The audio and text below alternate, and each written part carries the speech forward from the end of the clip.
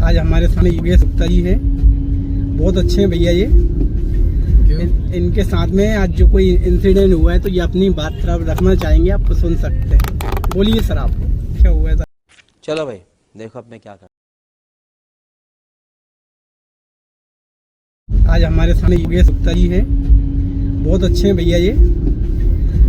इनके साथ में आज जो कोई इंसिडेंट हुआ है तो ये अपनी बात रखना चाहेंगे, आप सुन सकते हैं।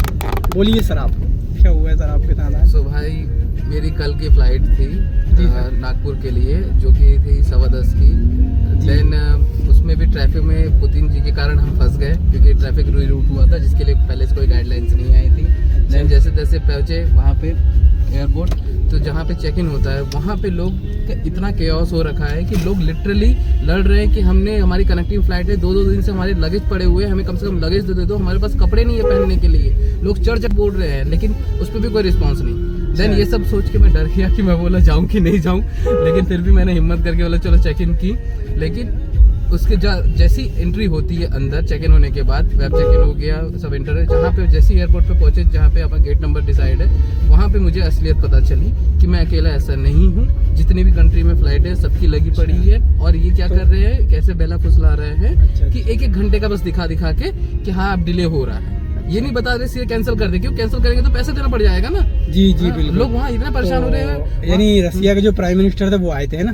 रशिया के प्राइम मिनिस्टर आए हुए थे। अच्छा, तो पर्टिकुलरली उनका रीजन नहीं है। रीजन यहाँ पे ये है कि इंडिगो की जो फ्लाइट का इशू है वो रूल्स एंड रेगुलेशन फॉलो नहीं किए, ऐसा उन्होंने बहाना दिया हुआ है। लेकिन ये रूल्स 1 नवंबर से पहले ही इम्प्लीमेंट हो गए थे, तो वो कर सकते थे, लेकिन नहीं। And one of the most important thing कि गवर्नमेंट इस पे उस समय कुछ भी नहीं कर रही थी यार। लोग परेशान इतने हो रहे थे कि मतलब मैं आंखों देखा बता रहा हूँ ना, मैं सोच नहीं सकता कि ऐसा क्या होगा। ऐसा तो बस स्टैंड पे भी नहीं लगता है। अच्छा सर, दिखती भी।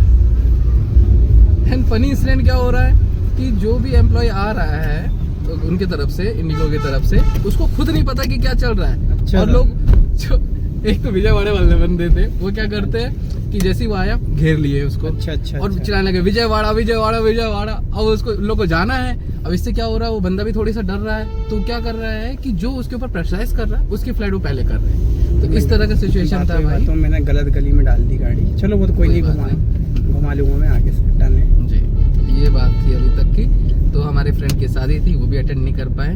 क्यों? क्योंकि हम उस हालत में नहीं थे, वहाँ पहुंचे। क्या बात है सर, क्या बात, ये बात है किसी चीज में। बिल्कुल, बहुत बुरी तरह से। आपको यानी जिस जगह जाना तो उस जगह पहुंच तो गए नहीं, पहुंच नहीं पाए। तो आप वहाँ से वापस आना पड़ा रास्ते में? बिल्कुल, आधे रास्ते से वापस। नागपुर से आप वापस आए? नागपुर से वापस भोपाल आना पड़ा। देखिए गाइस, सर के साथ में ऐसे वो हुए हैं इंसिडेंट, काफ़ी लोगों के साथ में होता रहता है ऐसा कभी कभी। अब अपने को पता नहीं था कि वहाँ पे, सर को पता नहीं होगा कि ऐसा कुछ होगा। सर की तो फ्लाइट मिस हो गई सर। जो ऐसा आपने ऐसे फ्लाइट वगैरह जो अपन ने जो करी होगी तो उसका चार्जेस तो कट गया वो आपका? जी, मैं वही बोलना चाह रहा हूँ। जब उस समय पता चला कि फ्लाइट डिले हो रहा है, तो हमने ट्राई किया कि हम वापस हो लेते हैं दिल्ली से ही। अच्छा। लेकिन वो लगेज भी रिटर्न नहीं कर रहे थे तुरंत। उनका कहना था 48 आवर्स लगेंगे। अब इसके वजह से इससे अच्छा यही है कि ट्रैवल कर ले, यही सोच के सब डिले करके बैठे हुए हैं। हाँ, सही बात है।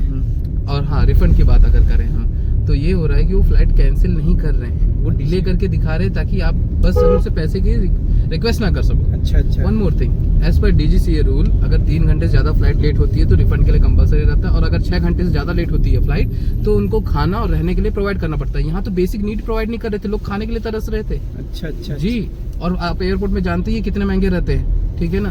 300-400 रुपए की कॉफी रहती है भाई। कम से कम इतना तो बनता है कि इंडिगो अपने तरफ से कुछ तो प्रोवाइड करता, वो भी सीन नहीं हुआ। हाँ, सही बात है। यानी आपने जो इतना खर्चा करा है, आपका टिकट लगभग ऑलमोस्ट, मेरे को तो पता नहीं किस रेट का होगा। देखिए, मेरे टिकट था 6000 का, ठीक है। लेकिन वो तो बेसिक बात हो गई, हाँ। वो तो करते ही हैं। लेकिन प्रॉब्लम ये है कि जब कुछ केओस आता है और आपके ऊपर से आपके थ्रू रहता है, तो आप उसकी रिस्पॉन्सिबिलिटी भी लेते हो। हाँ, सही बात है। ट्राई करते हो कि कितना कम से कम लोग उससे परेशान रहे, लेकिन वैसा कोई सीन नहीं था वहाँ पे। वहाँ पे परेशान हो रहे लोग, वो हेल्प करने के लिए तैयार नहीं है, ये सीन है। लेकिन कुल मिला के बाद जी इंडिगो ने आपकी कोई हेल्प नहीं करी उस समय? कौन है ये लोग? बिल्कुल नहीं। कहाँ से आते हैं? और आप ही ऐसे बंदे थे कि यानी और भी बिल्कुल काफी सारे पर्सन हो गए? सारे ऐसे बंदे थे जो जिनके कुछ के तो एग्जाम फंस गए। अब अब एग्जाम है, अब जैसे फॉर एग्जांपल आज मेरा एग्जाम है किसी का, और वो कल उसकी फ्लाइट डिले हो गई, और डिले ऐसी हुई कि उसको पता ही नहीं कि करूँ मैं क्या, ना उसको बाहर जाने मिल रहा है ना अंदर रुकने मिल रहा है, मतलब वेट ही कर रहा है, बस यही चीज चल रही है। तो बस यानी ऐसा है कि आपने एयरपोर्ट पर शादी अटेंड कर ली, बस बातचीत सर ये तो ये ना ऐसा ही है, फोन पे ही अटेंड की गई है। फोन पे अटेंड करी और वो भी एयरपोर्ट पर, बस एयरपोर्ट पे। और किसी चीज की यानी यहाँ जाना था मैं पहुंच ही नहीं नहीं पाया। पहुंच पाए। गाइस ये जो हमारे भैया है भोपाली ब्लॉगर, ये वेरी जेन्युइन पर्सन है, तो please help him increase his subscriber and also इनके कंटेंट देखिए। Thank you so much. Like and follow, please like and follow and subscribe.